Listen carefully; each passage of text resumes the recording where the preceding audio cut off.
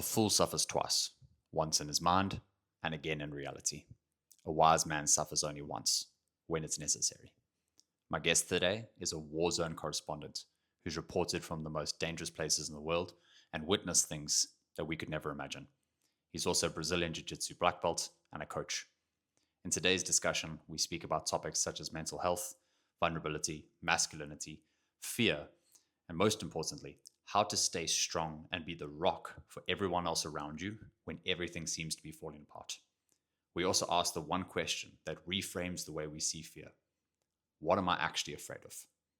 Enjoy the session. What's up, guys? I hope you're doing well. I'm here with an awesome guest of mine, long time in the making. Aseed Baig. I'm a Brazilian Jiu-Jitsu black belt and a journalist working for Al Jazeera. Awesome, man. Firstly, thanks for being here, man. I really appreciate Thank it. So if you just tell me a bit about your background, where you grew up, and how you ended up in Doha in the middle of the sandbox.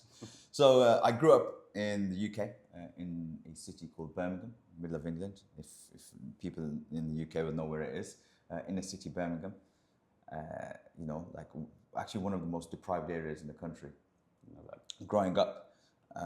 And that's where my life started. But as I got older, got a degree, had to move down for work to London, because that's where most of the journalism jobs are. That's where most of the jobs are. And then kind of working my way through grafting, journalism jobs, freelancing, doing all sorts, and then kind of making a break. A big break, kind of like I was already employed and had a good job, but then I got a break at Channel 4 News, which is one of the biggest or one of the well-known news programs in the UK. And then after that, about 2 years doing that, 2.5 years doing that, then I shifted because I wanted to do more foreign reporting. I shifted to another media organization before being recruited to Al Jazeera. And Al Jazeera recruited me to Iran. So I was in Iran for 2 years, which is an interesting experience. And then shifted to Doha with Al Jazeera. So that's how I ended up from inner city Birmingham in the UK, London, Iran, Doha. What a journey, eh? Yeah, it is a bit of a journey, but I think sometimes in life and work, you end up traveling and you have to be willing to kind of sometimes relocate and sometimes just start again. 100%. And it's interesting, right? Like I've spoken to so many people who are expats. And I feel like once you break the model of the world of traveling once or moving, once it's broken, you kind of open up the world to move around, right? Yeah, absolutely. Look, don't get me wrong. I hate packing up. I hate traveling. I don't like flying. It gives me anxiety when I have to leave one house or apartment to another. Yeah. But I think there's a formula once you do it and it's in your head and you just know it's a part of life. It can always happen. I think that's a good mentality to have as well, because everything is temporary generally, right? Life is temporary. It's not we're not going to go on forever. And things in life, they have phases or seasons, or it's just this chapter in the wider journey. So I think having that at the back of your mind is always a good mindset. I love that mentality of like seasons, like there's a different season of life and you just go through different chapters and journeys. And I think traveling abroad not only just opens your model of the world up to so many different cultures, you just build that ability to say, I'm going to pack up, I'm going to go, I'm going to put myself in an uncomfortable situation and I'm just going to grow through it, right? I think absolutely. I think also in training, right? The seasons. I'm not 20 something anymore. I can't train the same way as I did because I have responsibilities, I have a family, I have work. You can't train to the same volume. Well, you could, but there's sacrifices that you have to make, but also making yourself uncomfortable. So, for example, when I travel for work, one of the first things I do is, okay, where am I going to train? Even before I find somewhere to stay. So for example, when I was sent to Iran, I was in a hotel for a month because you have to find you an apartment to stay. You got to find the right place, right location. But within the first week, I thought, okay, I have to go somewhere to train. I don't really know the language that well. And you look online and like, where am I going to go? And you turn up at a place, you don't know what's going to happen, especially if you're rolling. You don't know if you're going to get smashed. You don't know if they're going to be hostile. You don't know if they're going to be really nice. You don't know what the level's going to be. Are you going to enjoy it? And I've been very lucky. The same thing as when I came to Doha. I found a place. I went there. I said, okay, this is for me. The same in Iran. I went there. Got completely smashed. But I was like, yeah, this is the place I'm going to stick at it. But that's also making yourself uncomfortable, right? You sometimes have to take that risk. And I think in training and in work, I think I can have that mindset of making myself uncomfortable. Sometimes other aspects of my life, not so much. But I think in that, I've kind of managed to kind of get over the fact that you just turn up in a country and you just go to a gym and you just train. Yeah, and it's great, right? Like you said, putting yourself out of your comfort zone. And the more you do it, not the easier it becomes, but the more able you are to put yourself in those uncomfortable situations, because you realize, well, I'm not actually gonna like die, right? It's gonna be uncomfortable. I might get smashed, but I'm putting myself in that situation. I'm growing from it, and I like that parallel with the training. So now I just turned 30, and I promise you, once you hit 30, something happens. The knees just don't act as well. And you know, long time ago for me. But 100% when it comes to seasons, you know, seasons of life, but seasons of training, same thing.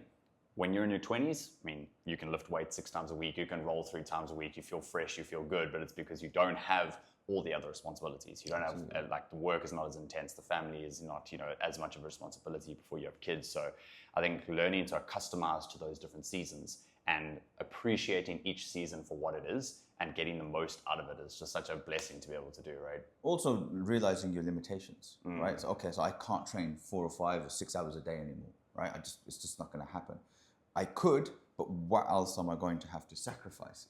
And are you willing to do that? And is this something, for example, if you're training for a competition, for example, and you're doing 5 or 6 hours, so you're doing like 2 hours in the morning, you're doing a strength and conditioning session, and you're rolling again in the evening, or maybe like, so you do a technical roll in the morning, you do strength and conditioning, you know, somewhere like 2-3 hours rest afterwards, and then in the evening you're doing a full roll or technical rolls or whatever. That's possible. Right, and I used to do that. I used to train 5 or 6 hours when I was running up to a competition. But firstly, I'm not getting paid enough. I've got to hold down a full-time job. Okay, and is this something you're going to do full-time for the rest of your life? And you have to kind of make that decision. But if you do it now, what are the sacrifices? The sacrifices are going to be, you're going to be tired at work, you're going to be tired around family, you may be a bit kind of ratty and on edge because maybe you're not having enough calories, or you've got to factor all that in. And again, about seasons, it's realizing what you want, how you're going to get it in terms of training and work, and the kind of sacrifices, or sometimes other people are going to have to make sacrifices on your behalf. And that's the kind of difficult thing. Yeah, and I like that idea, you know, it's sacrifices, it's trade-offs, right? Because every decision you make is going to have a trade-off for better or for worse. I was talking to someone the other day about it, thinking of the trade-off of, you know, having a job versus having a business, and it's like, well, both of them are going to be hard. Like, it's going to be challenging no matter what you do. It's just what kind of challenge do you want? And what kind of challenge is worth the suffering? Because it's going to be hard regardless. You know, training those 6 hours is hard on your body, but you get the reward of being able to be more conditioned, to be better at your sport. But the trade-off again is then not having energy for other stuff. Yeah. And I like that idea of seasons again, because, you know, sometimes you have to have a season where, for example, you're training 6 hours a day, but it's only going to be a season. You know, it's not going to be your entire life. And then I think a lot of times people are trying to find that magic formula where they don't have to make any trade-offs, so they can kind of have it all. But man, you've got 24 hours in the day, you've got a certain amount of energy. I think when it comes down to training and work, I can do it. You know, I can be uncomfortable. Like I can put myself through a lot, and I have done. Whether training or getting ready for competitions or just kind of grinding at 5 a.m., 4 a.m. in the morning and doing that. I think the struggle for me is I can be uncomfortable and I can put myself in uncomfortable situations and I can go through hell in kind of work and training. But the rest of my life, I can't. I haven't managed to crack that formula yet. Like, and sometimes I do sit there and I think, hold on, you can do such and such. And my friends sometimes have said to me, like, you traveled alone to kind of the desert and you lived there in a tent and you did this and you did that. And you've done these kind of extraordinary things for an individual, right? Coming from your background. From Birmingham, deprived area, you've managed to do whatever. But then in other aspects of your life, you fear being uncomfortable. And sometimes, like, you do look at people, and you look at athletes, for example, like they will do crazy things in the octagon or the ring or on the mats. And then in their personal life, it's like, you're not giving up the drinking, or you're not giving up this, why? Or you're messing up here. And sometimes it's that kind of thing with life and personalities that we can be really good in one thing or exceptional in one thing and be completely terrible in another. But again, putting yourself in uncomfortable situations, going back to Iran, when I first went to that gym, And it was this place in Haftatir. If anyone knows it in Tehran, it's Haftatir. I went there, proper grimy gym. You can smell the sweat, the noise, the steam on the mats because it's a wrestling gym. They've got the pictures of the wrestling greats. It's a jiu-jitsu session, and I go and I train, and I'm like, I am shattered. Obviously, Tehran is high in altitude, so I was tired. But I went there, and then also for them, it's like this foreigners just turned up, and obviously the Iranians are so nice and so accommodating and so like just really lovely people. So the guys there took care of me, and we rolled, and it was like a 2-hour session, and I went back, and my body was just bruised and marks everywhere. And I messaged my jiu-jitsu coach. I was like, man, I don't feel like a purple belt. I got smashed, and I didn't get tapped, but it was really difficult. And he messaged me, he goes, Aseed, I made you a purple belt. You are a purple belt. And he said, one day you're the hammer, and another day you're the nail. And you can't win everything because no one wins everything, right? So just take it, you'll get better. And actually what happened was I had to change the way I rolled, because in the UK, I was the one that was doing the takedowns because I was doing wrestling, and now I went to a country where all of them were really good wrestlers, better than me, and I was getting taken down. So I had to kind of change my jiu-jitsu game to working on my guard and other technical aspects. So I thought, look, okay, you've put yourself in an uncomfortable position. You've got smashed. You will always have doubts, but it's about what you do after that. And the same with life. What do you do after that? Do you keep moving forward, or do you just stop and retreat? Mm-hmm. And the thing with jiu-jitsu is, as you know, lots of people drop out. Lots of people don't make it past white belt. Lots of people don't make it past blue belt, and actually the percentage of people that actually get to the end is very, very small. Mm-hmm. And it's interesting from that point, because firstly, when you talked about having the ability to succeed so well in certain areas, but then in other areas people kind of completely fall down. And I think we're so accustomed to saying, well, I'm good at this, so I'm going to go all in on that. And I think humans are very good at leaning into their strengths and kind of neglecting their weaknesses, because you want to feel confident, right? You want to do things that make you feel good, so naturally you would lean towards your strengths. But like I've always heard this concept of modeling other people. So modeling someone who's great at jiu-jitsu, modeling someone who's fantastic at business or in their relationships. What I think is also really cool is the ability to model yourself in different areas. So to ask what is the mentality I apply in this area, and how could I repeat that in another area? And it's funny because often speaking to a lot of men about this in terms of dealing with issues in their relationship. Oh man, these guys I'll die for you. I'll fight a war for you. I'll be the one guy to fight one gorilla. I don't even need 100 men, right? But they'll be scared to sit down and have a hard conversation with their wife who's 5'4". I haven't cracked. I haven't cracked the kind of formula yet. I can do lots of things. I'm kind of like realistic about what I can do on the gym floor and everything else. In my personal life, it's like, okay. I haven't cracked that formula yet. Some people have, I just haven't. And also, like, I think as men, like so many men I meet are just completely delusional about their abilities. Yeah. Whether it's in the gym, whether it's on the mats, or whether it's anything. And I think I read a statistic once, like how many men actually think that they can fight a bear or something, or a gorilla. I'm like, okay, or how many, or you see those reels where they stop someone and goes, can you fight? Yeah.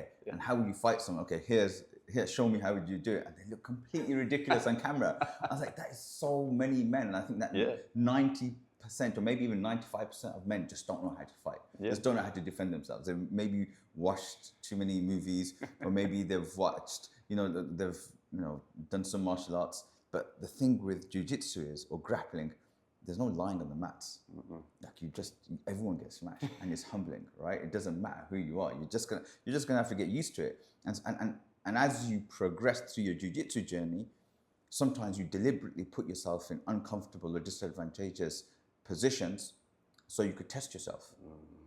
Like a few weeks ago, there was a white belt, and I allowed him to get into an armbar position to see if I could defend it, because he's very strong, and I couldn't, and he tapped me.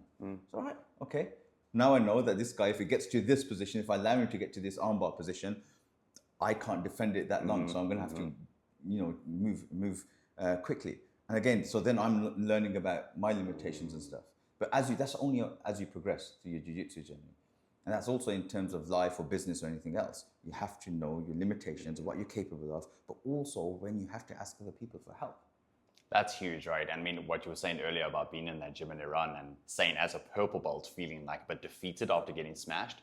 And sometimes, I guess it's more relevant, or maybe it's not, early on in our jiu-jitsu journey now being a white belt, sometimes you almost think, well, if someone's blue or purple belt, like they've got it down, right? Like we look at the purple belts and we're like, you guys will never get smashed. You must feel so confident. But I guess it's just levels, right? Because there's always someone going to be better than you. But you're also going to have doubts. I mean, look, as a black belt, I have doubts about myself, right? I have doubts. Like you go, okay, am I, sometimes you question yourself. You get that imposter syndrome, right? And anything in life, like journalism or anything I'm doing, you have those doubts. And it's about how do you allow those doubts to control you? How much do they impact you?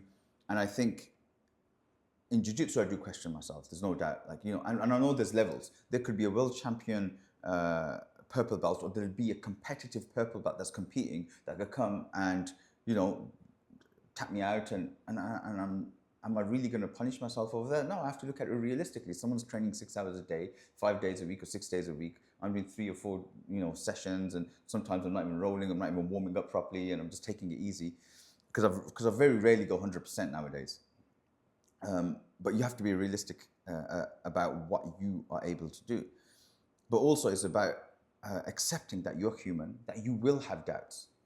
And sometimes you will have to ask people for help. And sometimes you do have to talk to people. And I think the most difficult thing for me, if I'm brutally honest, is that in jiu-jitsu I can turn to Marcelo to ask for help. In journalism, I can't. I feel like I don't really have anyone. Like all those doubts are with you, and you're in the field. You're having to deal with them. You're having to say, okay, is this good enough to my high standards, or like the standards that I want to do my work to? And sometimes I think you have to try to stop comparing yourself to others, whether in jiu-jitsu, whether at the gym, whether in work. You have to compare yourself to yourself. Like, how do I feel? Am I confident as I walk away from this that I've given 100%? Because I know I've been to competitions and I've lost. And I know, did I give 100% running up to that competition? No, I didn't. Did I give 100% on the mats? I don't think I did. And then you have to walk, especially with single person sports and combat sports. I can't blame anyone. You can't blame anyone except for yourself. And then you have to have that time of reflection. Well, this is what I could have done better. And this is where I let myself down. But there's also other times where I've trained like insane. 5 a.m. Hill sprints with my wrestling coach, Sal. Like in the gym, it's freezing cold. The mats are freezing and we're just rolling and we're training. And I'm running in the afternoon and I'm doing weights and I'm sparring again in the evening. And you still go to competition and you still get beat. And you're like, okay, I did everything I could have done, but on the mat, competition is a different ballgame, right? So competition is anything could happen because it's not like you're rolling on the mats and an open mat. It's a strategy and it's a game. It's like a chess match, right? And sometimes you get it right and sometimes you don't. So I think maybe I've gone off on a tangent, but I think that basically controlling those doubts and questioning yourself, but making sure that you have people around you that you can lean on for advice and support. But I think for generally men, they find it harder. And that's why, like outside of maybe business, maybe outside of the gym, it becomes very lonely. Yeah. And it's challenging, right? Because like you said, it's especially for men, yes, it's ego, but it's also pride, right? Because you want to be able to achieve things. You want to be able to do it on your own. But you have to have those people you can go to. How many guys get injured not asking for a spot? Oh, yeah. Including me. Yeah. I got a video of me in Lebanon where I was going for a weight and then it kind of like dropped. So I was like, oh my God. And my cameraman showed it to my cameraman who's older than me. He goes, you're such a stupid guy. I was like, you know what? Like, you're so true. Like, so true I am because you remind me of my son. Like, you're so stupid. Like, why didn't you just ask someone for help? Yeah. Oh. But that's also why I love jiu-jitsu, right? Because firstly, coming back to that misconception, that was one of my favorite parts about going to jiu-jitsu because I've never been the kind of person to be aggressive or to think I can fight that well. But every man kind of has this, even if they're not aware of it, this subconscious idea in the back of their mind. They're like, I could take this guy, I could fight this animal, right? But when you get to jiu-jitsu and you get absolutely shit whipped by someone half your size and you realize, oh, okay, I actually don't really know what I'm doing, but it's humbling. I think, and if you have that mindset, like you've talked about, learning your limitations, learning from other people, and then when you get beaten or when you don't succeed, not beating yourself up about it, but asking, how could I do better next time, and how can I model success, right? Absolutely. And going back to that idea of being able to fight, like when I grew up in a very violent area, and it was a very, very violent upbringing. So violence was you're used to it. So I was used to, like, you know, being punched in the face and seeing your blood and so forth. We grew up around a lot of racism when we were going to school. So at least that aspect I was always comfortable with, like that kind of physical pain of getting beaten up or fighting or being on that survival mode all the time, that fight mode, not in the fight mode. So you're catching a bus and you're always just scoping at, is someone going to kick off here? Or you're going to town, is someone going to try and kick off with you or take your money if you look at someone the wrong way? And because everyone's out to prove something.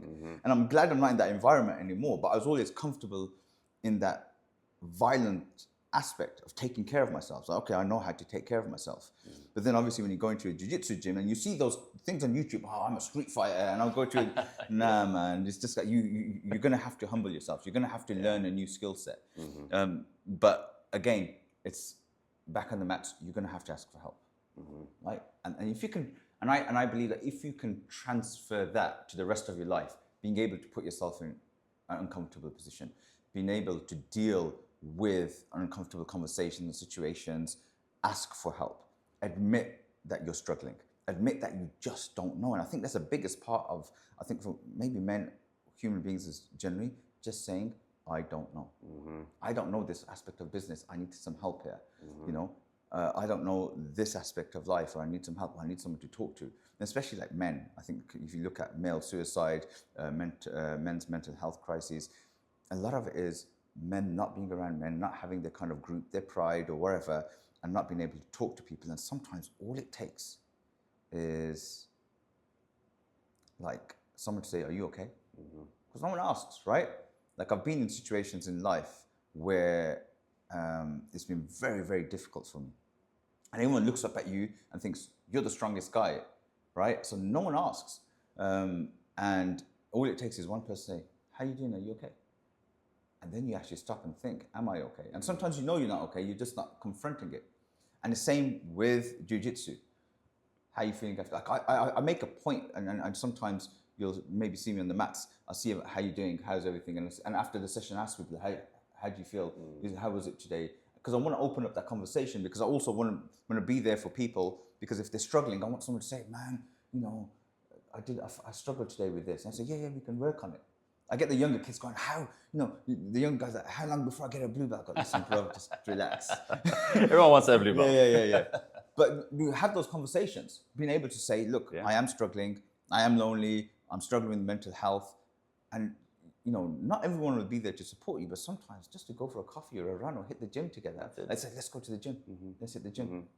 Or let's go roll. And that helps. Especially for guys, I think, you know, because you talked about being in that leadership position, being that person who is the rock. And I think sometimes we have this mentality of to be strong means to not show any weakness, but vulnerability is the ultimate strength, right? And I was even thinking this the other day when I saw someone on the mats, again, a higher belt running with a lower belt, and he kind of just lay on the floor in an open position, like a completely vulnerable position, obviously knowing that he was going to manage it. But it kind of drew that parallel for me where I was like, you know what, if you're really strong, you'll be vulnerable because you know you have the ability to get through it. I had a mentor once and he asked me, I can't remember, I was dealing with some situation, and he said, do you want to be right or do you want to be successful? And I was like, well, that makes a lot of sense, you know? So instead of holding on to that pride and trying to deal with everything ourselves and not taking that feedback of how we can improve, trying to be strong in that cycle actually creates the cracks in the armor that ultimately end up breaking someone, you know?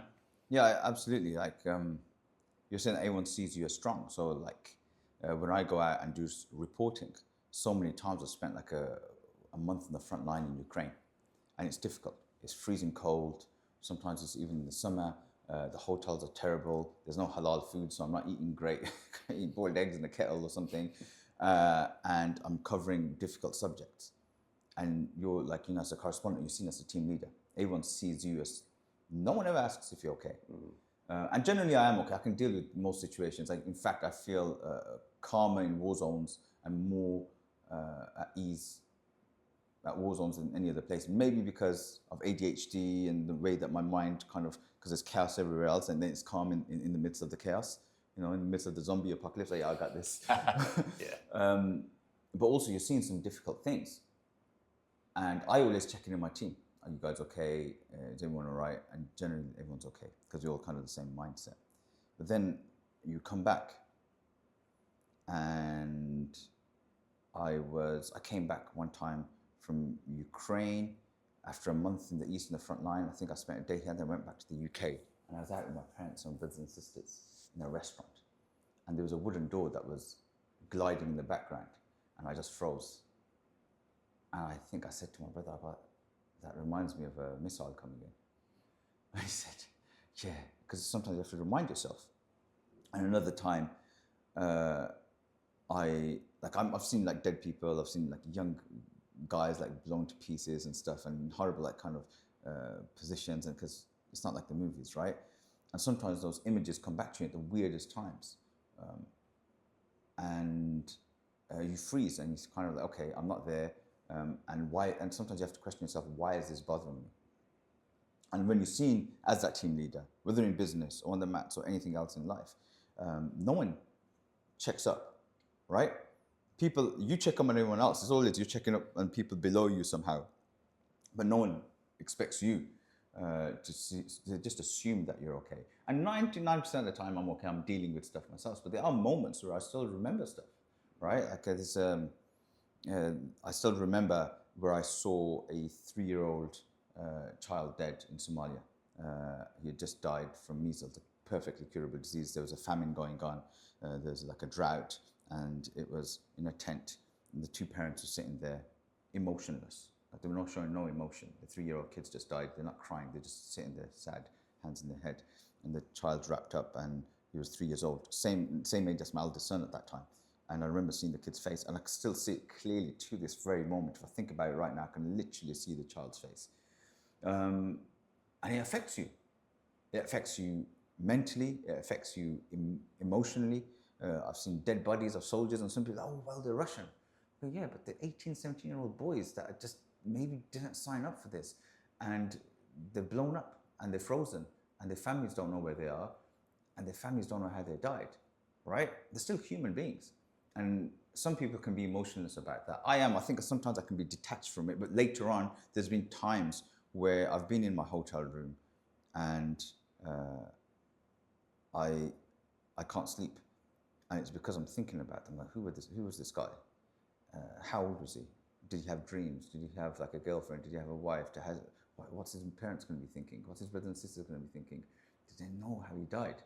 Like, we don't show the images of the dead soldiers. What we do show is sometimes a hand or whatever. But they're still human beings, right? In either side of any conflict. And that stuff will affect you. And again, most of the time, you're left to deal with that on your own. I think actually all the time you're left to deal with that on. Because sometimes I actually don't want to talk about it. I'm talking about it now because I'm kind of opening up with you.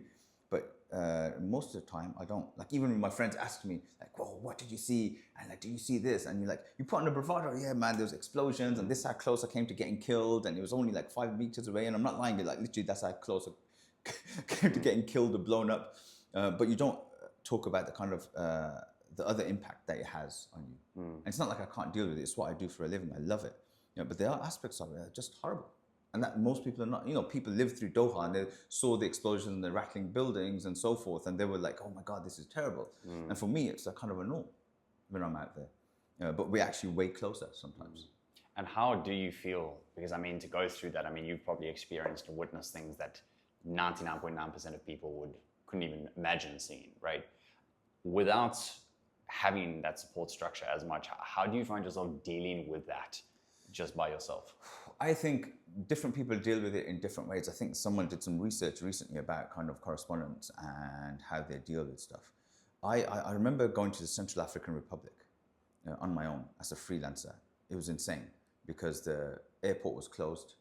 I had to go in on a kind of EU relief flight, and I didn't know how I was going to get as a freelancer. It's crazy. So when you work for a big organization, they have everything set up for you. So they have someone waiting at the airport, they have the hotel booked for you, they have the vehicle, everything. I went in, I had nothing. I didn't even have a body armor because I couldn't afford it. And so I'm on this flight over, and there's a German crew say, "Oh, how are you getting to the hotel?" I don't know. I said, "Okay, why don't you just come with us?" And there's dead bodies on the way.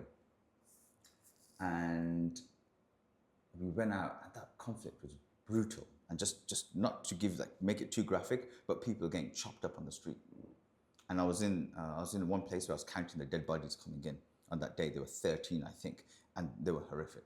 Like, they were so bad, they had to hold the head together, they'd wrap stuff around the head like a plastic bag. So I went back to the hotel, and I had no one to talk to. I'm alone, the phones are not working, and I'm just sitting there. And I ordered some fries. And all the other journalists around me are drinking and smoking. And at that point, as a health person, I don't do drugs or anything. And at that point, I realized why so many people drank so much, because they just saw some horrific stuff. I remember coming back from we went out to film something, and we came back, and straight away the guys like drinks, because it's difficult to deal with.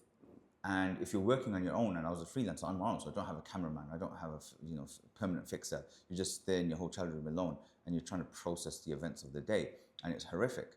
How do you deal with it? I don't know how I deal with it sometimes. I think for me, a lot of it is I throw myself into my work, so I don't give myself a chance. Like, I'm constant, then you don't sleep. And so then, I'm trying to train in my hotel room, or hit the hotel room gym, or let's go to actually get the next story. But ultimately, you're going to have to stop, whether it's on a motorbike ride, or it's driving your car somewhere back in Doha, or the UK, when you're sitting down having a coffee, you're going to have to think about the things that you've seen. And for me, jiu-jitsu has helped, but I don't think that's actually confronting it as escapism, right? Because you forget everything on the mats. And training helps, training hard helps, so kind of physically pushing myself kind of helps. But ultimately, sometimes you just have to think about it and say, okay, this stuff affected me. How has this stuff affected me? And I think it's okay to be emotional. Sometimes I think it's okay. Like, I've seen stuff in the field and I've cried. And I'm not afraid to say that, because I'm human. I've seen, like, for example, little girls living in basements for ages, or like a maternity hospital that was set up in a basement, and I felt for the mothers. I've seen family members just crying over funerals and all that kind of stuff. So, or earthquake situation, natural disasters, you're allowed to be emotional. There's this thing that we're not supposed to be. And sometimes you just sit there and say, okay, this stuff is tough, man. And I think you wouldn't be human if you weren't. So to be fair, I don't know how I deal with it sometimes. Sometimes I think I deal with it the wrong way, but I don't drink, I don't do drugs, so that's, I don't have that escapism, but I kind of throw myself into my work, and I hit the gym hard, and sometimes, like, after a deployment, I'll hit jiu-jitsu hard as well. That's the times when I do go 100%. Yeah, that's what I say. Those are the times, the open mats when we get smashed, right? No, man, I mean, firstly, thank you for sharing, because, I mean, it's really intense to witness those things. And I'm sure over time it's become, I mean, I wouldn't say normalized, but I mean, you've experienced it enough, right, to go through it. But so many people will never experience that. Moving into journalism, doing these things, actually having to go to these places, surely there's a deeper driving force behind why you do it, to be able to tolerate such trauma as you go through it. Absolutely. Look, whenever something happens, I'm the first one to put my hand up. So when Gaza kicked off all those years ago, I emailed the bosses, I spoke to the bosses, I go, look, if there's an opportunity to go in, I will go in. When the Ukraine war happened, I put my hand up, and obviously some people don't want to go to the east, or where it's actually kicking off too much, they want to stay far. And I respect that, because why are you risking your life? Because ultimately, what are you going to get out of it? The money's not enough. It's, no one's going to congratulate you, because no one congratulates. Sometimes, like, you do get emails from other staff members, thank you, that this was amazing. All right, it was a really good piece. And thank you. But generally, no one pats you on the back. It's just you. And the biggest driving force for me was, look, I come from an ethnic minority. I'm Muslim. I grew up in the UK. And I remember, and this is a story I tell everybody, that my dad used to work at a factory and used to work shifts. And he used to come back home just before the 10 o'clock news. So that, didn't have 24-hour news channels then, giving away my age. And I used to wait on the stairs for my dad to come back. And then I used to sit next to him. He used to let me sit next to him whilst he watched the 10 o'clock news. And then he would commentate on it. Oh, that's not true. They're telling it the wrong way, and so forth. And straight away, I knew that there wasn't a narrative. There wasn't just one narrative. And especially during the first Gulf War, again, giving away my age. I was a kid. And I remember my dad saying that this isn't right, what's happening. And also the racism my dad faced at the time, because not only was he working at a factory trying to make ends meet, trying to support the family, he was also driving a minicab at the time. And he spoke about one time the police officers had stopped them or him or a friend and been racist to them over the Iraq war. He goes, well, I'm not Iraqi. I don't know, what the issue is. But then also growing up and watching that narrative in the British media towards minorities, ethnic minorities and Muslims. And it's actually got worse now, right? And it's like, it's them and us.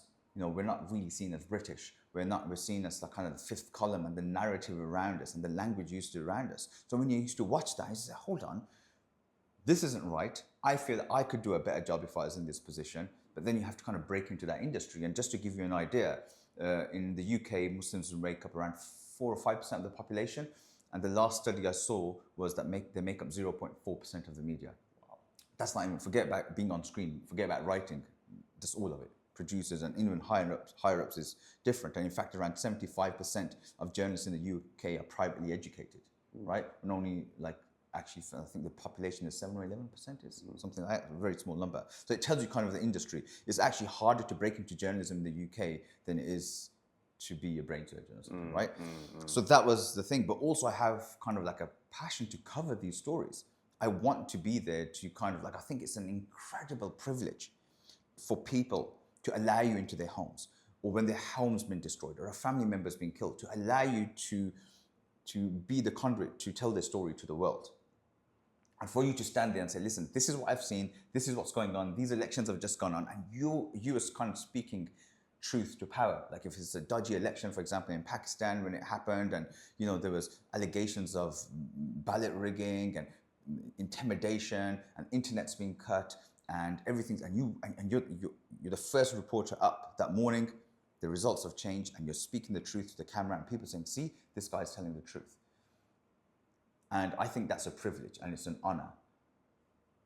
And I think that's a part of it. It's trying to give something back, but also trying to be a part of something much bigger and much wider, being of service. Because not everyone has access to journalists or the media to be able to tell their stories. And you want to be able to kind of help them and not give them the voice, but allow their voice to be heard, give a platform for their voice. And I think a lot of it's about that, coming from that minority background. I feel like many people in my community didn't have that voice. People spoke on their behalf. And all it required was someone to just listen, to say, what's going on? Tell us your side. It's not about me, it's about the person that you're interviewing and their story. And I think putting them at the center of it. I think that's the kind of a driving force for me. Man, that's amazing. Well, thank you, firstly, if no one else was thanking you, because, I think I heard this quote once, with a big enough why, any how is possible. And that's why I asked the question, because to go through what you've been through and to voluntarily how many human beings in the world, if they got a call and they said, hey, shit's kicking off in the Ukraine, do you want to go, would put their hand up, right? Yeah. So I think it's an incredible thing that you can give back to people, and to be able to have that mentality of, I'm not just going to sit back and let it happen.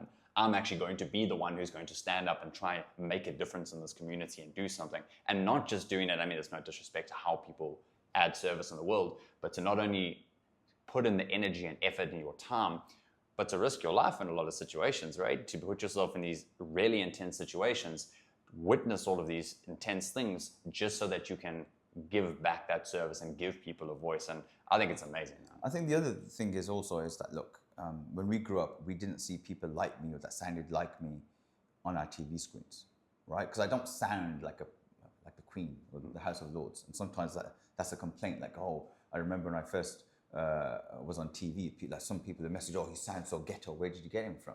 So I sound from where I come from, right? I don't sound exactly, but you have to sometimes modify to be clearer. But also, we didn't see people like me. You don't see yourself represented on screen, whether that's Hollywood or somewhere else, and there have been breakthroughs. And for me, it's incredibly heartwarming when I go back to Birmingham, when I'm in the mosque or when I'm somewhere else, and someone says, yeah, bro, I saw you on TV, man, that's awesome. Like, you're one of us, right? Because also there's hope and inspiration, hopefully, for younger people that say, okay, if he can do it, then we can do it.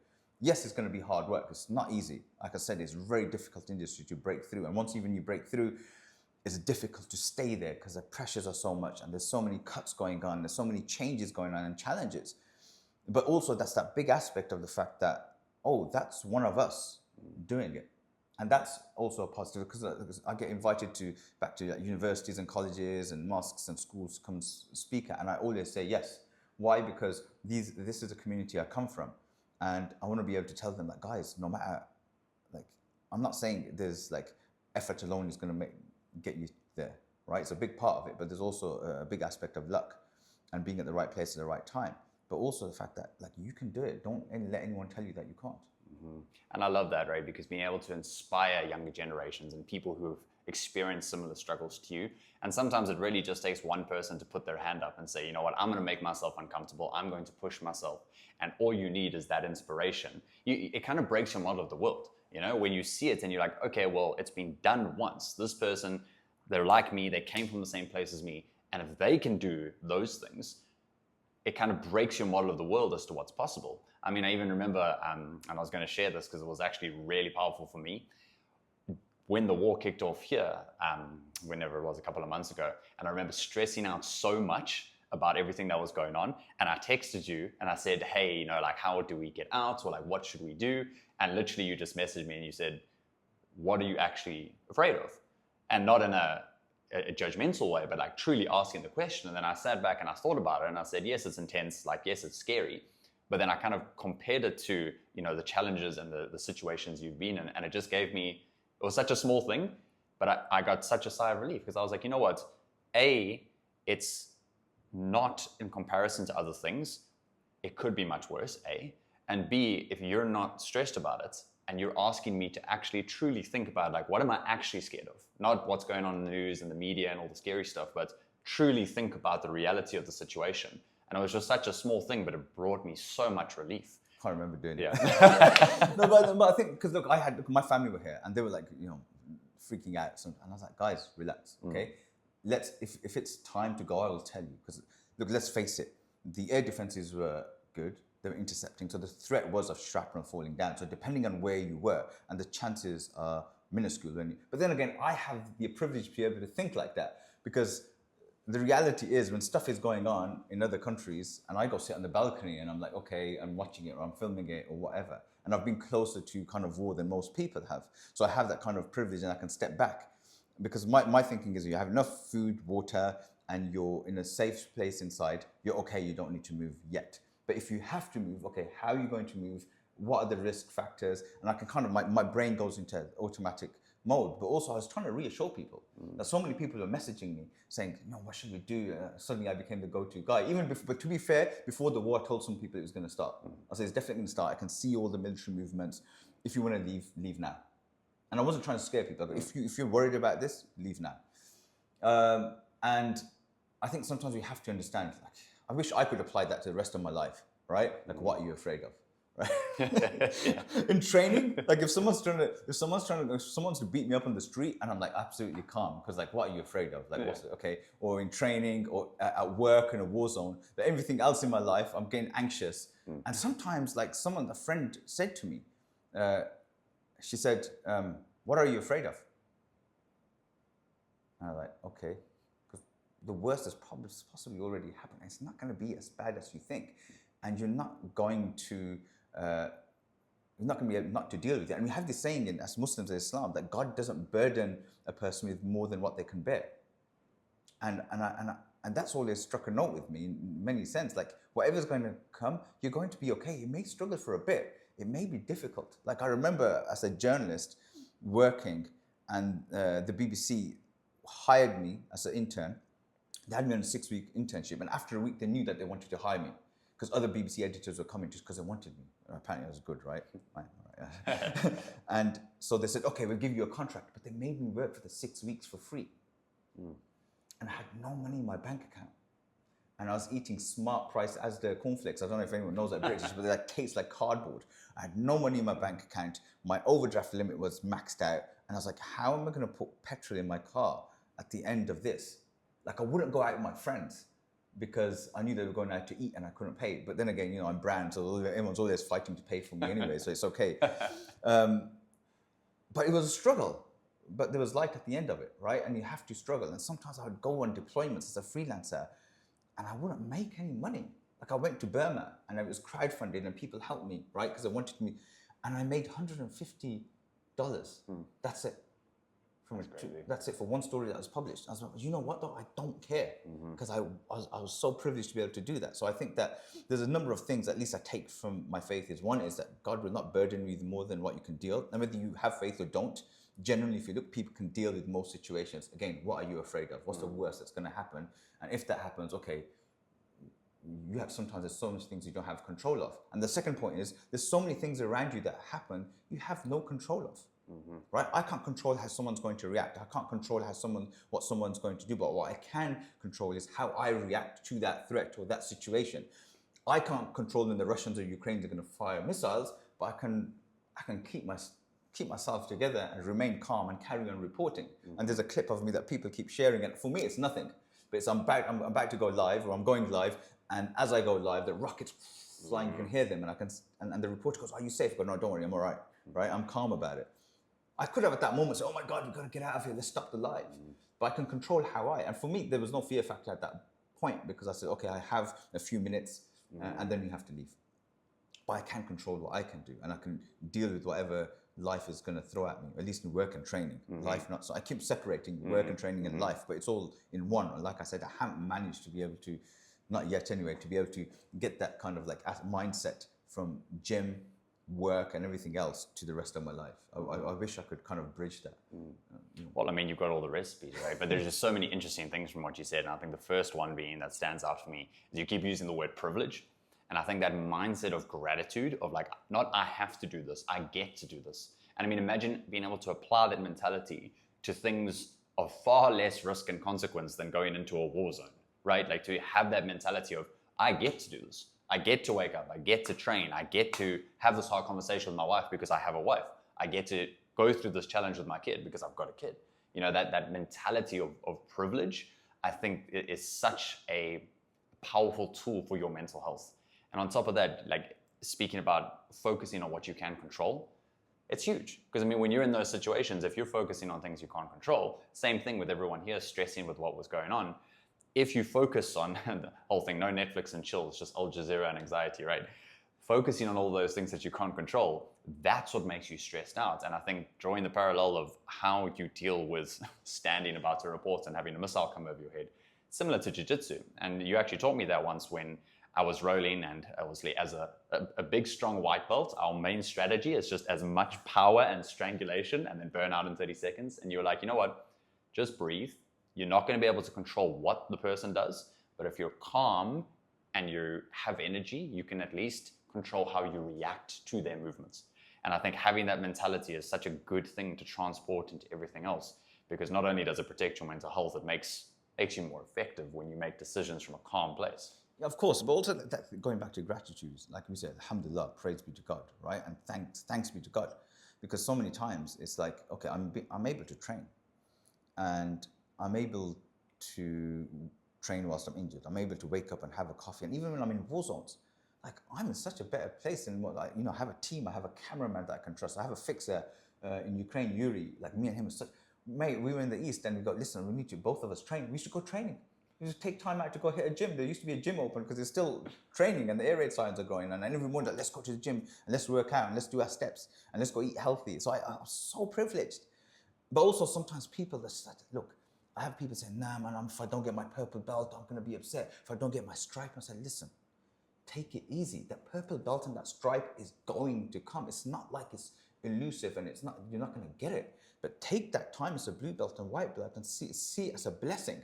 That you don't know what the blessing is here. And a lot of the time, the blessing is that you spend longer at blue belt and you're such a good blue belt that you're tapping out purples and you've learned more skills in that time. Forget about this, just enjoy the process. And I learned that the hard way in jiu-jitsu, I feel sometimes. Like I say to everyone in our class, I say, because of Marcelo, our coach, the white belts in our class are better than me when I was a white belt. The blue belts are better than me when I was at their level. And I'm sure when these guys get black belts, they're going to be better black belts than me, right? Because of the environment that we're in. And also the kind of gratitude. Look, I don't really talk to people about my issues. Like, you know, I think Professor Huberman was saying you need that one person to check up on you in the morning. Good morning, how you doing? Like, that's a good thing. But generally, like, for example, when I'm going through difficult times, and I have been recently, one of the biggest things for me was like, I go and I ask my youngest or my kid, oh, give me a hug. Give me a hug. And I had a friend and I was going through something, and he knew I was. So he said, let's meet up for coffee. And the first thing he did was give me a hug. I was like, you know what? Thank you. All right. For that small moment, there was a bit of relief and that ease. And we have to accept that we're human. We have to accept that, like, you know, we're going to get injured. We're going to get hurt emotionally, mentally, physically. Things are going to get tough on the gym floor, in life. And sometimes you have to kind of reset and remind yourself, what are you afraid of? How bad can things really get? And how much of control do you have to actually have? But just keep moving. And also, it's also okay for people not to keep moving. Just take a step back and say, okay, you know what? This training session, I'm just going to take it easy. I'm going to watch or whatever. And sometimes I'm a big believer of, even when you're injured, turn up at jiu-jitsu. Like, you've seen me there sitting on the side, because I'm just watching and I'm talking to people and I'm saying, okay, do this, do that. Why? Because I'm still not detaching from that, and it keeps me going. But again, coming back to that topic, right? Having that support system, and, you know, to me, there's change makers in the world. People who, like yourself, put your hand up and say, you know what, I'm going to do difficult shit because I believe in the cause and I want to make a difference. And cultivating an environment where we have support for those people, because that's the glue that's going to hold it together, right? And it's funny because often we get into that mentality of, they call it the flight attendant effect, because I hate flying, which is weird because I used to love it. And now the more that I've flown, now I get more anxious. I'm the same. Right? It's so strange. But now that they call it the flight attendant effect, right? When the turbulence starts, absolutely, you shit yourself, right? You look around and the first people you look at are the flight attendants. And you listen for the captain's voice. Yeah. So you look at them, and I look at the flight attendants and I'm like, you know what? If they're not freaking out, then I'm okay.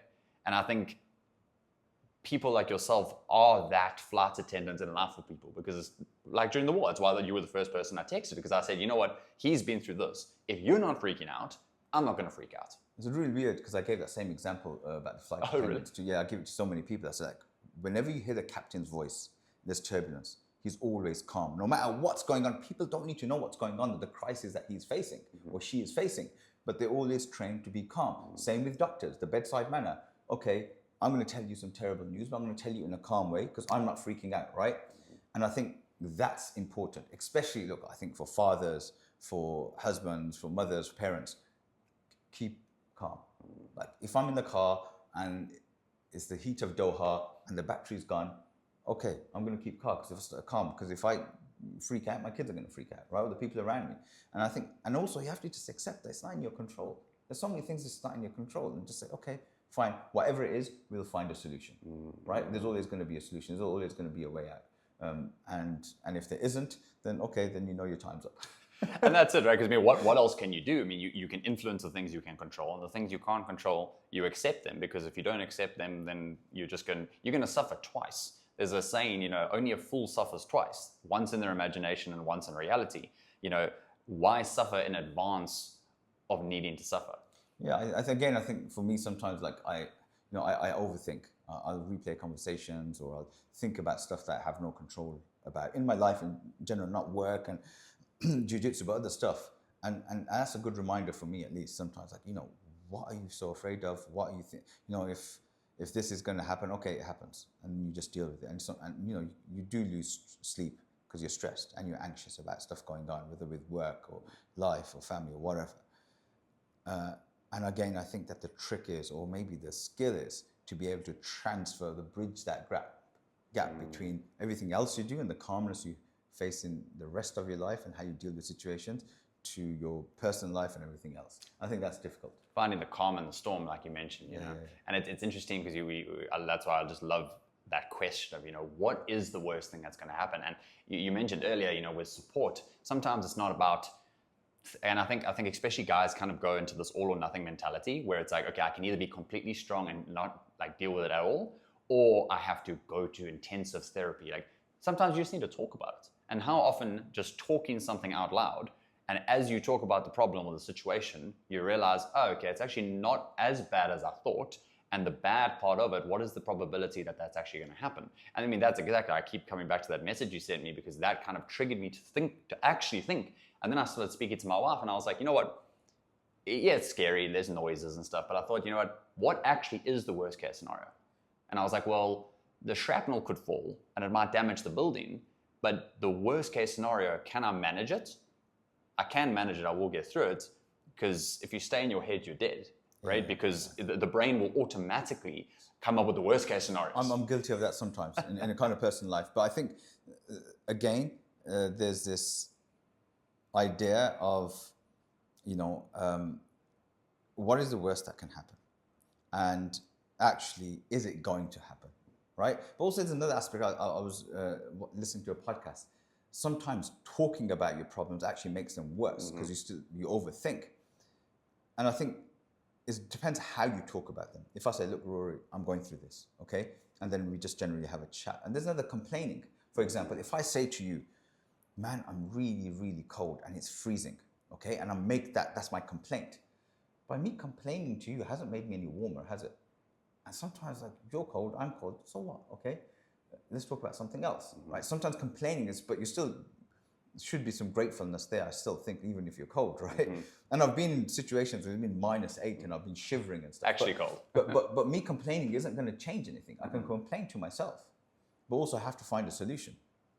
And so I sometimes think talking about your problems and getting solutions is a good thing, but just sitting there for the sake of talking about them and not actually having an outcome or not moving forward can be problematic, can make it worse. Definitely. And I think that's why you should surround yourself with people who don't just kind of make it worse, but actually help you pull out of that situation. Even if they just say, look, it's going to be okay. Sometimes all you need to tell somebody, it's going to be okay. Yeah, you're going to be fine. Yeah. But you know what? There is such a fine line between that. And I actually read this paper on it where they were researching venting, just the idea of venting about your problems to people. And there's a definitive line at which venting goes from healthy to unhealthy. Yes. Because once you start, say everything out loud, talk about what the challenge is, but then stop. Because once you cross that line and you start kind of ruminating on it, that's when it becomes unhealthy. And on top of that, obviously the work we do working with life coaches, specifically teaching life coaching skills, this is why I think even if someone's not, I'm going to be a professional life coach, they should have those skills, because it's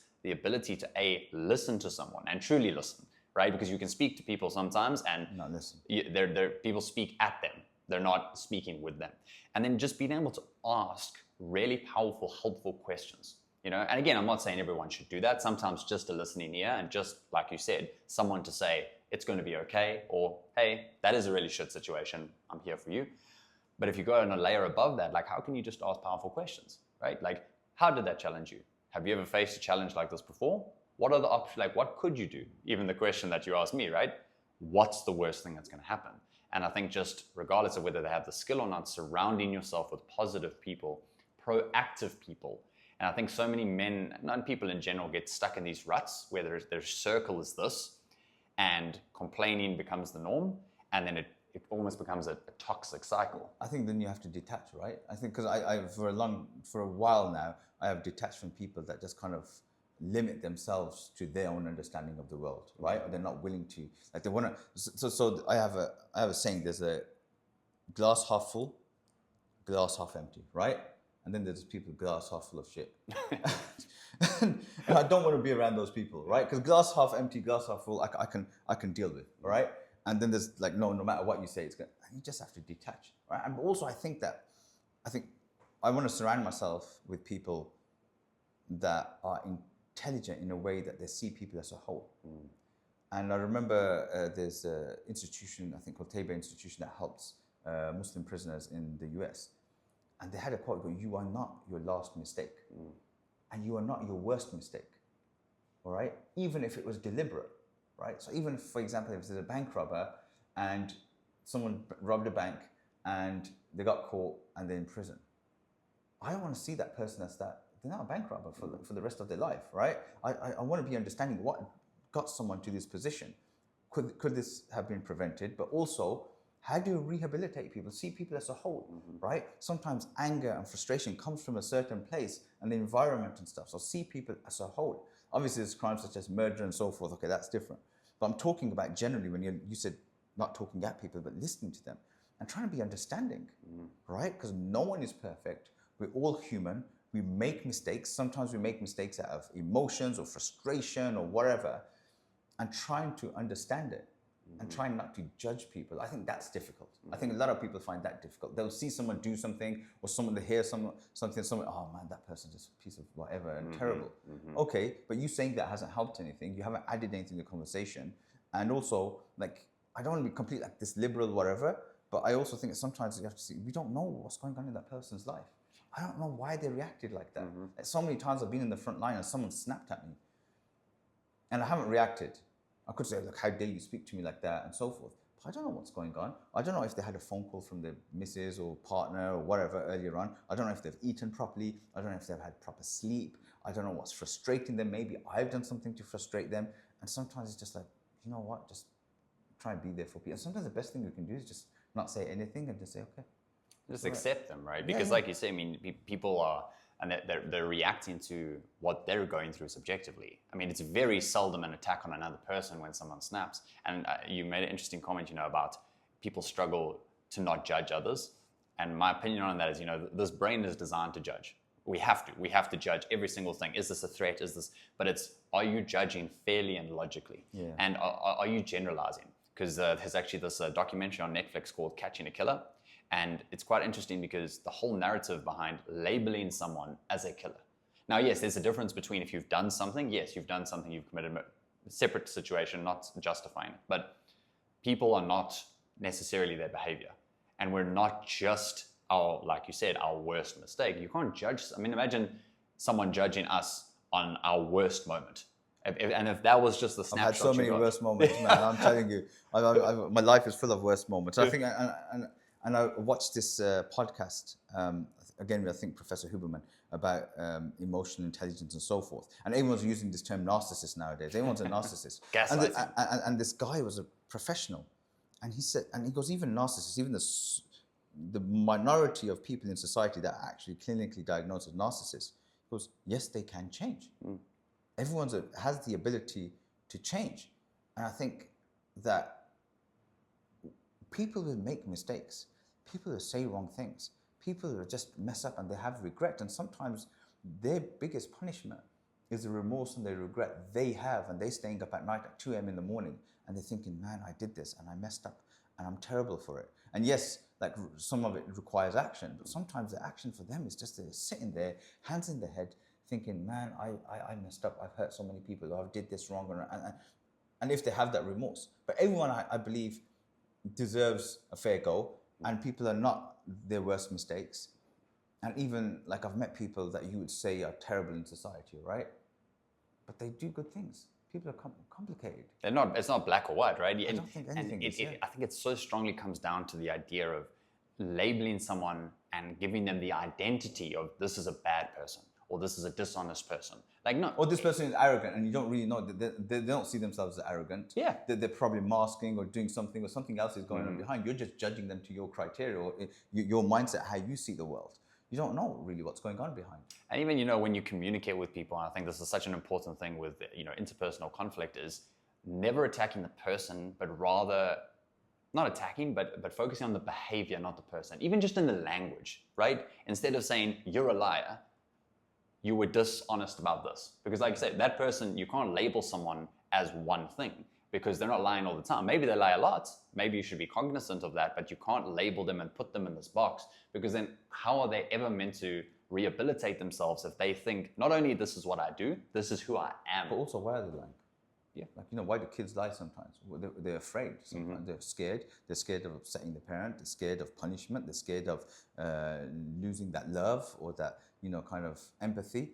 And or they've just learned to do it because they think telling the truth has worse consequences, right? Like, I was reading somewhere that kids that sometimes like had ADHD, or even like you had violent parents, or sometimes telling the truth was worse than lying. Like, I put up a reel yesterday, like, it's a funny one. Your mom says, tell me the truth, nothing will happen.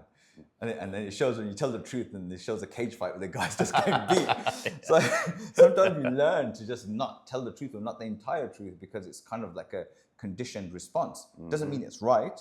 It means you have to work on it. But also you have to find people that you can be honest with it, that will be okay with your honesty. But even then, that's difficult because you have to kind of deprogram. And program is the word, right? Because people are conditioned based on what they're brought up with. I mean, there's a lot of debates about it, but I'm not of the opinion that people aren't born bad. They're not born evil. I agree. People are born and they're conditioned. And I mean, I have so many discussions with my wife about this, and it's such a passionate point for us because it's so challenging to see people where, especially ironically, watching these like Netflix documentaries of people, and they always start the documentary the same way. They show the person, they show the, you know, whatever they did, the murder, whatever.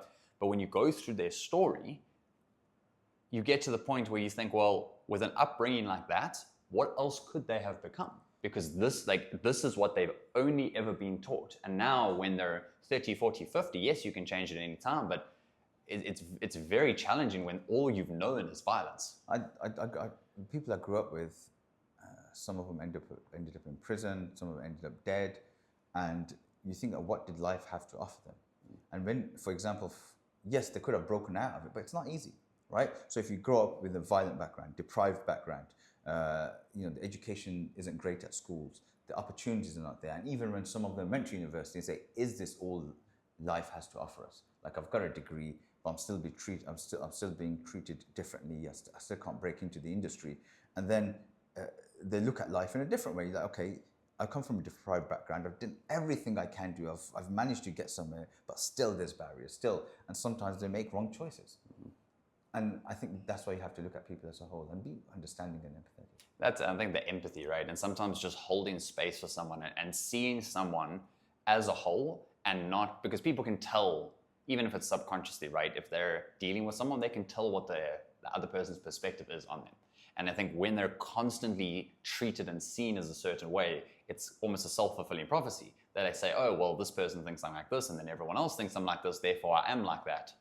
We also live in a time where people are not emotionally intelligent, myself included. I think I'm very emotionally intelligent, but I think there are people that you know, that will see the individual as a whole. But also we live in a time where people, it's just really easy to judge someone on Instagram, right?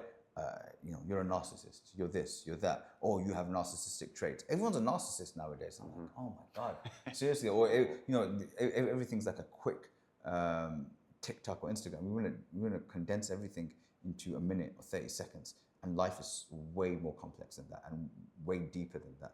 And I think that's another problem that we have. Definitely, and that short-term gratification, like you say, judging people based on a 30-second clip, it's just an unrealistic way to look at things, right? Because again, if we turn the lens on ourselves, I would not want to be judged based on a 30-second clip of my life. Like, I mean, imagine we had to take all of our life, break it into 30-second chunks, look at the worst one. You could make anyone look like a complete asshole, but you could also make everyone look like a saint. And I think it's easy when you're not wrapped up in an emotion to see someone as a whole. But I think when people get into an emotion like frustration and anger, and I mean, I've spoken to so many people about this, when you deal with people closer to you, it's harder to be objective because you feel more comfortable around them. Like, I was spending time with my nieces and nephews, and my cousins with my nieces and nephews, and they were saying, oh, you know, when our kids are around other people, they're little angels, right? They don't emotionally react at all, but as soon as they're just with the parents, that's when the breakdown comes. And I was so intrigued by it, and my cousin said, well, you know, it's the only place they have to be emotionally vulnerable because they trust the other person. And I think we carry that into adulthood, where it's so much easier to get frustrated with a family member, with someone like that. But it's almost a paradox, right? Because those are people you care about most, so you have to have the ability to look objectively at their behavior. And you end up being harsher to the ones closest to you, right? Okay. And they also see a side to you that most people will not see, right? We're good at masking, right? Our actions in private are not always the ones that we have in public. And that's because we're imperfect, right? I think that kind of the best humans are the ones whose actions in private and public kind of match up. So, you know, the calm at home, the calm in public, the good person at home, the good outside. You know, that's the challenge of life. And, you know, coming back to what we were talking about, you know, vulnerability and ego. And we talk about it with men because I think it is more prominent in men. I think in general, ladies are more emotionally intelligent, just as a kind of baseline, thank God. But, you know, I think that ability to be open, not have an ego, be vulnerable, it's again, I find it such a weird paradox because when you do it, it makes you stronger. But people believe that if they show that vulnerability and weakness, that it's going to make them weaker. So the thing that will actually get them to their ultimate goal of being strong, being a provider, being the person to rely on, is the thing they're most scared of doing. And it's just a weird paradox to go around in. But I mean, you know, talking about these people who come from backgrounds where life hasn't had much to offer them, I think when they do have role models, like we were talking about earlier, when they have role models, when they have someone to look up to, especially who's from the area, who looks like them, who sounds like them, that's why it's such important work, because you start breaking that belief system. I mean, I don't know if you've heard the story of Roger Bannister and the 4-minute mile, where no one broke the 4-minute mile in history. And literally doctors were like, if you run a 4-minute mile, your heart will explode. Like, that was the medical consensus. He broke it, and a couple of weeks later, another person, couple of weeks later, another person. And I don't know what the statistics, but in a couple of months, hundreds of people had broken it. And nothing changed physically, but people just gave themselves the permission to say, oh, like that is actually possible. And I feel like when you break that belief system, your brain says, okay, now it's go time, right? And I feel the same in jiu-jitsu sometimes. Like and as white belts, this is always it, right? You watch the coach, understand the move 100%. I'm like, cool, lie on the mats, and then you're like, can't remember a single freaking thing, right? It happens. But once you get it that first time, and I mean, I had it the other day, I was rolling and I did something and it worked. And I just did it subconsciously, and I was like, oh shit. I was like, okay, so if I do that, it works. And once that model was broken, it gave me so much more confidence. And I feel like that same system works so well with all areas of life. That's why I enjoy coaching sometimes, to watch students grow and watch them do moves that I couldn't do at the stage that they're at. And I enjoy it. I enjoy coaching when people are at competition, because I see them perform, and whether they win or lose, I just think, wow, this person is so brave to just step on the mats, right? Because it's just you and the other person, right? And the kind of effort you've put in and the coaching that you've kind of, for example, helped this person with on the mats beforehand. And you can either see that work or it doesn't work as well. And then you also have to look at yourself. So yeah, I definitely see when you see someone do it, and when it clicks, then it opens doors. So talking about that, I actually wanted to ask you about coaching, because what draws you to coaching so much? Because I mean, you've coached me, you coach all the kids, you coach us at Open Mat. Like, what draws you towards it? But first, I didn't think I could be a coach, because I get lack of patience and I'm impatient with people. But actually, then what drew me to it was because part of it's selfish, because it helped me with my jiu-jitsu. Because when I'm explaining things, it helps me understand them better, and then I retain that information better. But also then it forces me to think in more detail about the stuff that I do. Because sometimes I'll do stuff on the mat and I don't know how I did it. I just did it, all right? But then now I'm forced to think and teach it to someone else. That's one aspect of it. The other aspect of it is that I love just watching people grow now. Like I remember this young kid, Micaiah. He came in, little glasses, little kid. And then I saw the moment it all changed when I taught him how to do a double leg, and he was sparring and he did the double leg, and he got for people that don't know what a double leg is, when you take both legs and drop them to the floor, and he did it and he celebrated. And usually I stop people celebrating, but I just let this kid do it because there was a confidence jump. And then you see them go to competition and you see them grow and learn these moves, and they're just so happy. And with adults, it's the same thing. Like, you're teaching them and you're helping them try to understand the move, and you're learning yourself, but also you're seeing someone develop and helping them. Like, I love coaching people for competition, because and sometimes I'm harsh, like, you gotta be this, but that's because I'm putting so much passion and kind of emotions into it.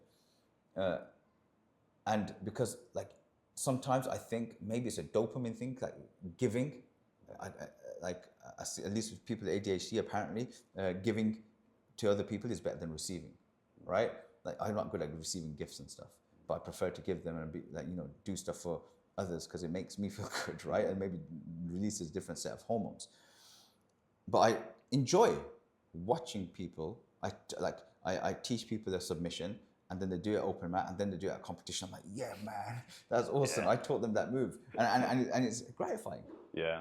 Honestly, coaching is such a beautiful thing, right? And that's why I was asking you about it. And I can tell the passion that you have when you coach, but there really is nothing better than that feeling where you see someone not know how to do something, then they learn it, and then they do it in that environment. And it's just talking about the teaching element, though. And I think this is also such a cool part, right? To teach is to learn twice. Yeah. Because then you can start breaking it down, because instead of just saying, oh, well, I do X, Y, Z, now I actually have to think about it. Like, okay, I do this and this and this. And then I'm like, oh shit, I've actually got a framework that works, and then it helps you do it better, right? Absolutely. And I think having a coach in your corner is so important. Like now, even at this last competition, it was my first one, and the nerves are there. And then you took me literally, I mean, we did like 10 minutes of just, do these 1 or 2 things. And I felt like, before I was kind of nervous. Afterwards, I was like, I'm ready to go. I get really nervous, man. I get really nervous at competitions. And sometimes like I've had to go and in my earlier kind of like training, I used to go to competitions alone. There's no coach in the corner. I used to drive there on my own, like across the UK, and I had to do competitions on my own, not really knowing the rule set, and just doing it, putting myself out there, and so that's why I appreciate someone in my corner. Sometimes it can't be there for everyone, and sometimes I do have regrets that you weren't there for someone when you should have been, or you could have been, but I enjoy it.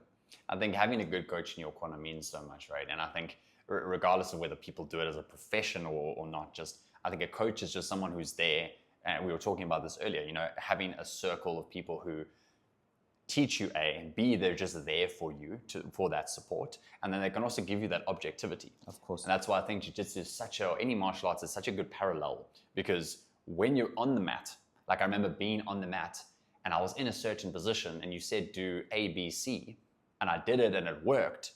But from where I was, I couldn't see it. Yeah. And that's why I think having a coach in life is so important, because when you're in the fight, literally in the fight, your adrenaline's pumped up. You can't see shit, right? You're sweating in your own eyes. Like sometimes the dude's sweating in your eyes. Yeah.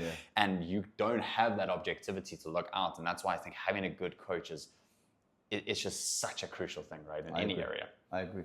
Whether whether it's a friend or whether someone older than you or wiser than you or more emotionally intelligent than you, or just they don't even have to be better than you at jiu-jitsu, right? They don't have to. They just have to be a good coach because they know what's going on, right? Yeah, and that's really helpful. That's such a big point to touch on, though, because coaches teach, but you don't have to have a high level of skill to coach someone, and that's a really important thing. We were talking about it off camera before about in jiu-jitsu and like all the debate that's going on now.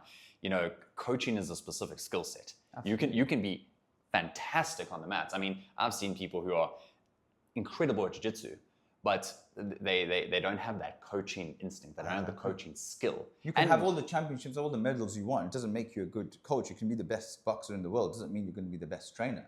And I think that is a different skill. That kind of patience, that empathy, that kind of understanding, being able to teach is very, very important. The world champions in jiu-jitsu, Gordon Ryan or whatever, I can't remember his name now, but all of them have someone in their corner. And it's actually what I was going to ask you next is, what do you think the difference is between a good coach and an exceptional coach? That's a tough one. I think the exceptional coaches will look specifically at their student and say, listen, this is what I think you should work on. This is the game plan. This is the strategy. And also look at the individual as a whole, right? Take into account everything that's going on in their life. Like if they, for example, if they've got personal issues going on, you're a part of that, right? Like, so that someone's got 2 kids, right? And they're a single dad, a single mom, or whatever, and they're coming on the mats and they're stressed. Maybe they've had something, or they're not nailing the mood that day. Maybe there's something else going on, and maybe there's something you can help out with that. I think an exceptional coach looks at someone holistically, just as in life we're talking about looking at someone as a whole, does that. A good coach, yes, will be good on the mats and tell you, but they won't take into account everything else that's going on. Because you have good days and you have bad days. Some days I go in and I just I don't get this move. I'm a black belt, I just don't get it. I can't explain it, I don't understand it. I need to practice it more before I can teach it, right? I've had a tough day. Like there's been times I've had so much stress at work and I've gone to Marcel, I can't roll today. I just can't roll and I can't teach. My mind's all over the place. I can't teach. And he's like, all right, don't worry about it. Right? He understands. And sometimes he looks at my face, he says, no sleep, huh? And he knows I'm going through some tough times. And so he understands. I think you have to do the same as your coach and try to understand what people are going through. And it's holistic, like you say, right? I mean, for me and my journey, starting off as a personal trainer and moving into life coaching was exactly for that exact same reason, because, we'd have people come into the gym, what are you doing? You're squatting, deadlifting, whatever. But you can see when they're dealing with other challenges and then just being there for them. And again, it's not, you don't have to give them the answers necessarily. It's just having that ability to actually listen to them, because so few people have people in their lives that can just listen objectively. And sometimes that's not a product of the people around them. It's just a product of the specific relationship, right? Because again, when you're closer, when it's family, when it's like, it's a different relationship. But a coach, just having someone to listen And just to give you that perspective, I just think it's so valuable because it just gives you that opportunity. And again, you can breathe. It's almost like, okay, someone gets it. And also, you don't have to hit a PI every time you lift or every time you're at the gym. It's okay. Sometimes it's turning up is a victory. And understand that sometimes with students, just turning up is enough. Like before, earlier on in life, I didn't understand, like, why is everyone not going 100%? Why is everyone not getting it? Like, why are you not turning up at 5 o'clock in the morning? If I can do it, you can do it. Yeah, they can possibly do it, but it may mean something else to them. Sometimes it's turning up to jiu-jitsu or turning up at the gym and lifting those weights, not hitting your PR. It's okay. We're not even getting anywhere near your PR. You're just going through the motions. It's enough. And showing up and building that muscle of consistency, right? Like, I mean, I've had times, doing an open mat, and sometimes it's frustrating, especially at first, and like it's got better for me now, but especially at the beginning, I don't feel like I'm very egotistical, but you still have a kind of ego, right? I'm like, okay, I'm like this size, I'm this big, and you go and you get beaten over and over and over again, and sometimes you just look at the timer and you're like, man, I've been submitted like 6 times, there's 2 minutes left, I could just leave, but I was like, you know what, let me just stand up, let me just try. And I feel like for that, yes, you get your ass whipped, but the mental muscle that it builds of A, consistency, and B, you know what, it's not about winning, it's about putting an effort. Yeah, man, look, you're going to get smashed. I think I remember a time when I was starting my jiu-jitsu journey, and this guy came to the gym, at the weights gym, and we had some mats and we were rolling, and he must have tapped me at least 30 times. And I kept going, and he got tired, like, oh, this guy just doesn't give up. And he'd been trained in Brazil, right? So I'd come back to the UK and he was teaching and he just smashed me. And I was a Japanese Jiu-Jitsu black belt then. I was doing some Brazilian Jiu-Jitsu, I was white belt. And I just couldn't understand. I said, Liz, can you explain this move to me? He's like, oh, that would cost you money. Anyway, a few years later, me and him ended up in the same competition, right? So this was a local competition, and it was no belts, it was just weight class, okay? And I beat him within 30 seconds, within a minute of, because I just kept showing up. I didn't give up. Now, I'm not praising myself, that's my mindset. I find it hard to give up or give up hope on things sometimes. Sometimes people say, this is impossible, you just need to stop this and give up hope. And my mind isn't set like that. It's just, I just keep going. And I beat him. And everyone was shocked. But at that moment, in that competition, maybe outside that competition, he would have beat me. Maybe in another competition, he would have beat me. But in that moment, at that competition that I had consistently been training and I'd been supplementing with wrestling and jiu-jitsu, I beat him. And I think we were talking earlier about the mentality of belts in general, and I think it applies to anything in life. It's like someone said once, you can have a black belt that gets beaten by a blue belt if the black belt hasn't been rolling for 5 years, they're deconditioned, because it's... Well, they just get distracted, or they guard down, or so it happens. Yeah, because it can happen, right? And I think it's the consistency of showing up and just giving effort, because I think it's not necessarily what you get, but it's who you become in the process of that, and the character that it builds. Because the belt isn't, I mean, sometimes people joke about it. It's like, oh, I want the blue belt, but you will get that belt when you put in the amount of effort and build the skill and the character of someone who's worthy of that belt, right? I know blue belts that I believe are purple belts, right? Sometimes it's sandbagging, that's different. But I know blue belts that I believe that at another club, so I've got purple belt at this club and there's a blue belt, and I know that blue belt is better than this purple belt level here. But that's just at different clubs. Are you going to waste your time thinking about, oh, I should be a purple belt, or I should be a blue belt, or should be a brown belt? No, just enjoy the process, because you're going to get there eventually anyway. Like, what's the rush? What do you think, and last question so we can wrap it up for you, if you had to look back, right? So like if you had to look back at the end of your life, if there was only one thing in the world that you could change before you die, oh my days, what would it be? Well, about myself or life in general? I don't Just know. about the world. Oh my. If you could only change one thing before you die, what would it be? If anything was possible. Look, for me, I think the issue of Palestine is close to the heart, and it always has been. The kind of oppression that they have faced, the genocide in Gaza, the kind of like the lack of justice and empathy around the world to these people's plight. And for me, that would be the biggest thing, is for the rights of Palestinians, justice and freedom. For me, because I believe that if you fix that, then it sorts out so many other issues around the world, right? Because other things are kind of reflective of that, whether it's in Kashmir, whether it's the Rohingya in Myanmar and where else where people are being oppressed or their rights are being oppressed. Palestine is at the center of that, because it's the biggest and starkest kind of oppression, injustice that we see in the world. not just right now, over decades and decades. And I think when we live in a world where tens of thousands of children can be killed, where entire neighborhoods can be flattened, where so many people have been killed, and still there's people saying, no, it's not a genocide. Okay, forget the terminology, but at least say that it's wrong. At least say that this is injustice. And for me, I think if that's one thing I look back on life and I would like to see, is freedom and justice for the Palestinian people. That's amazing. Well, honestly, man, thank you. Thank you for the work that you do. And truly, we need more people like you. We need more change makers, because it only takes a handful of people to raise their hand and actually do something about it to make a difference. So I appreciate it, man. Thank you so much. Really appreciate it, man.